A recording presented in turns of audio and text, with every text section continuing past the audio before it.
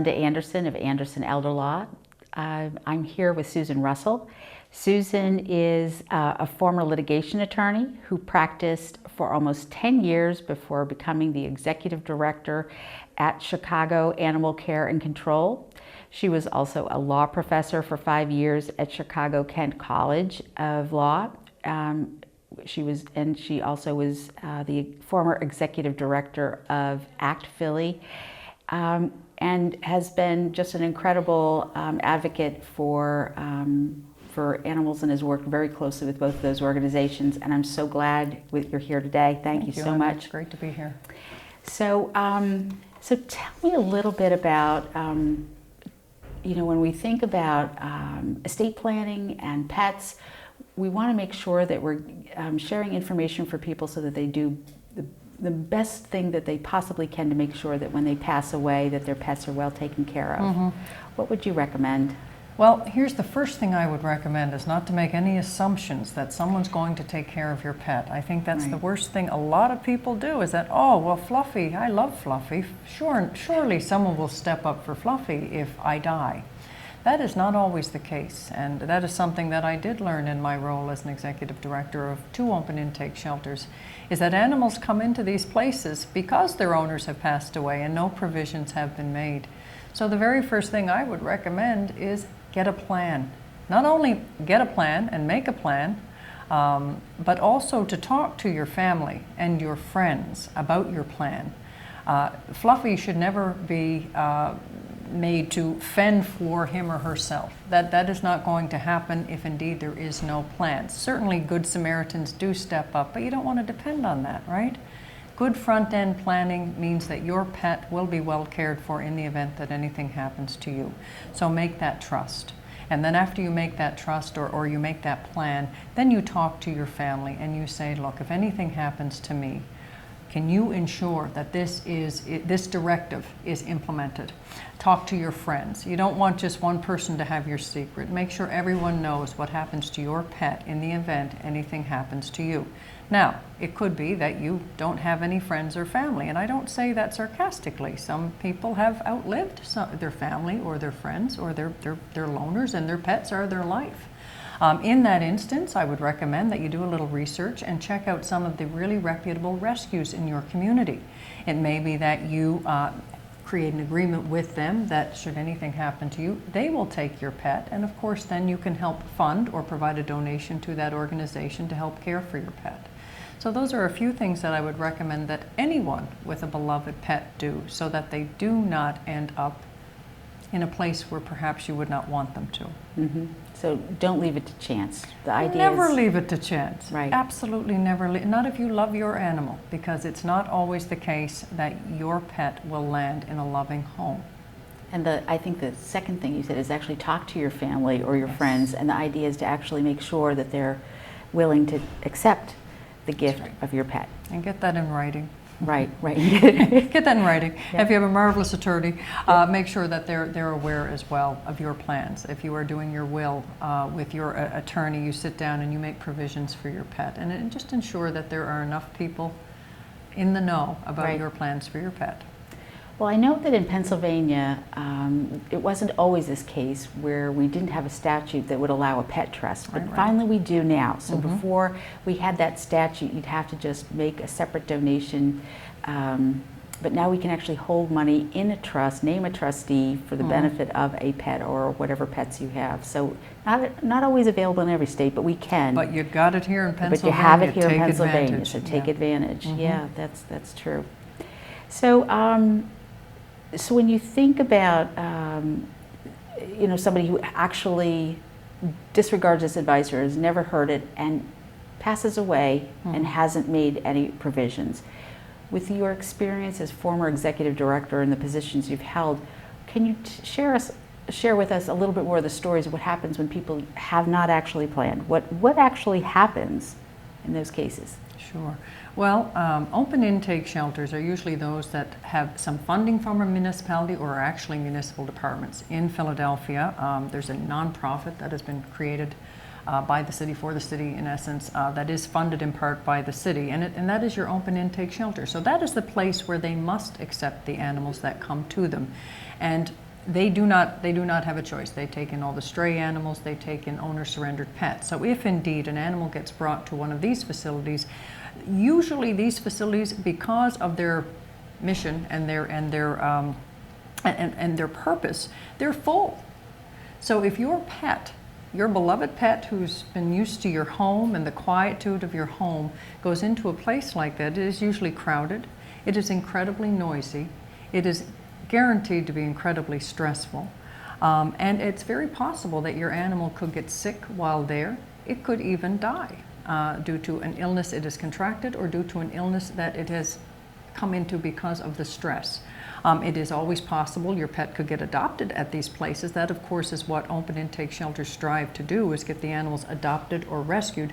And it will depend on the type of pet. I have to be very clear.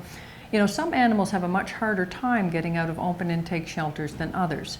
For example, if you have a beautiful blocky-headed dog that's medium or large size that everyone's calling a pit bull, you might have a little bit more difficulty finding that animal an opportunity than, say, a little Pomeranian or hypoallergenic poodle, which is in high demand for many adopters. So, recognizing some animals have a better chance than others of getting out, any animal that actually crosses that threshold, for example, a cat.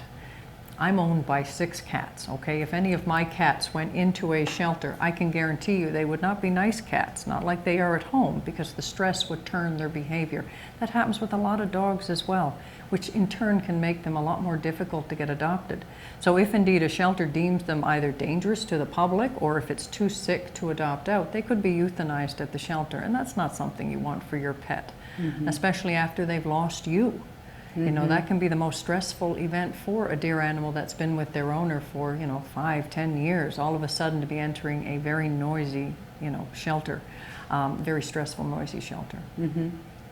I see when I go on some of the websites, there's the concept of bonded pets, where they come in together and they try to be maintained together. Yes, and certainly I think a shelter will do their best to get them out together, but I mean the shelter wants to make the best decision for as many animals as it can. So if indeed you had, say, a large dog and a small dog bonded pair, it's very possible that they might be adopted out separately, because the small dog will probably get pulled much more quickly or transferred or adopted than, say, the larger dog.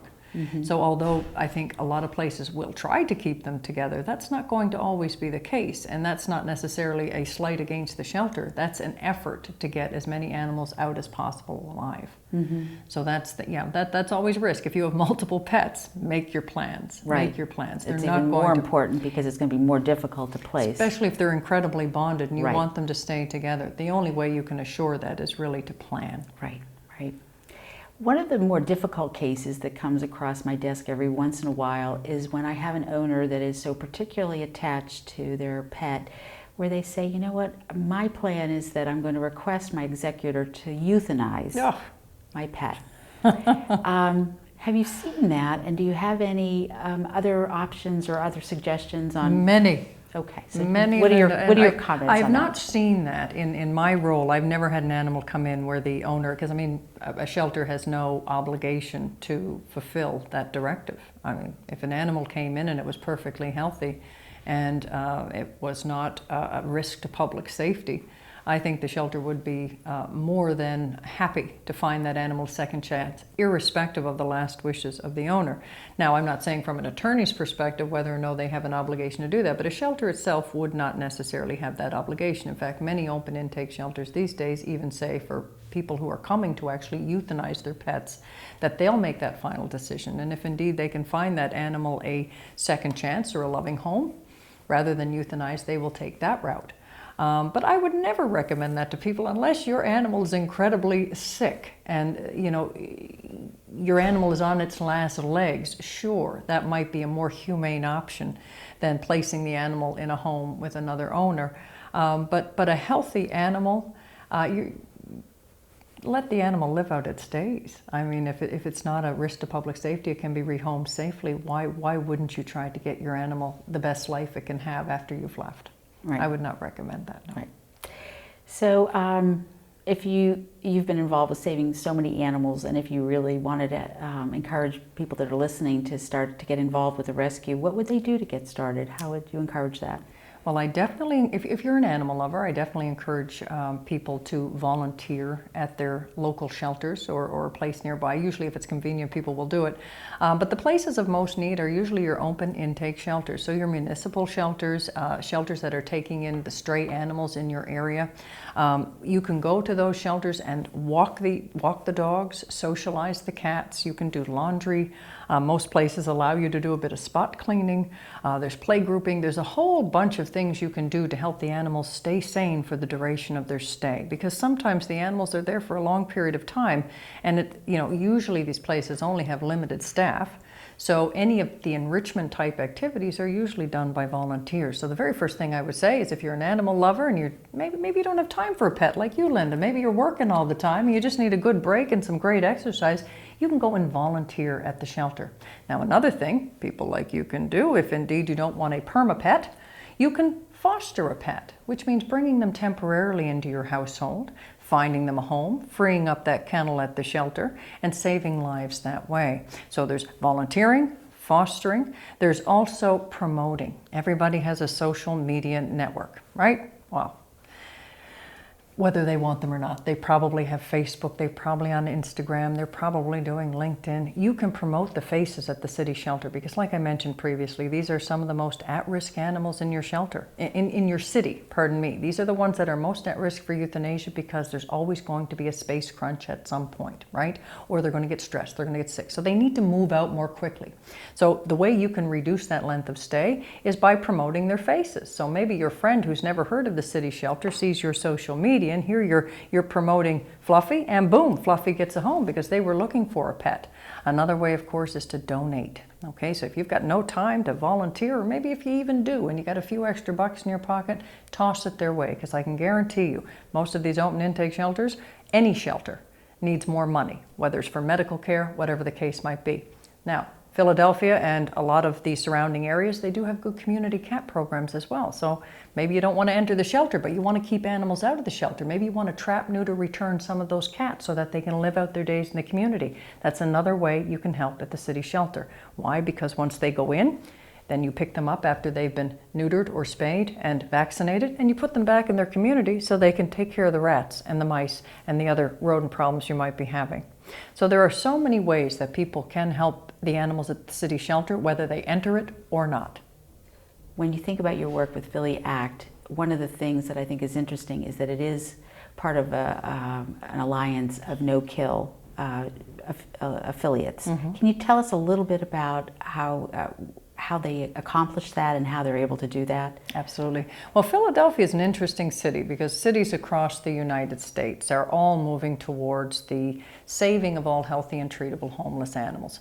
It used to be many years ago that in shelters, especially municipal shelters, so many animals would be killed because of the volume going in, and that was becoming very unacceptable. Healthy, treatable animals not making it out alive because there was no place to put them.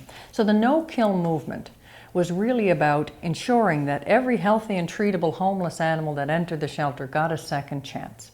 So Philadelphia is interesting because 3 of the largest organizations banded together, PSPCA, PAWS, and ACT Philly, and they decided to create the No Kill Coalition, and they brought in other members as well. And what they do is they kind of look at an ecosystem of a city whereby homeless animals are definitely going to come into the open intake shelter. So how do you focus and sustain focus in that epicenter to get those animals out and out alive? So there's various strategies. No kill doesn't necessarily mean no euthanasia. It does mean that animals that come into the city shelter, some will be too sick to leave. They will be euthanized. That's acceptable. And some will be a risk to public safety. So it doesn't mean, finding a live outcome opportunity for all animals that enter.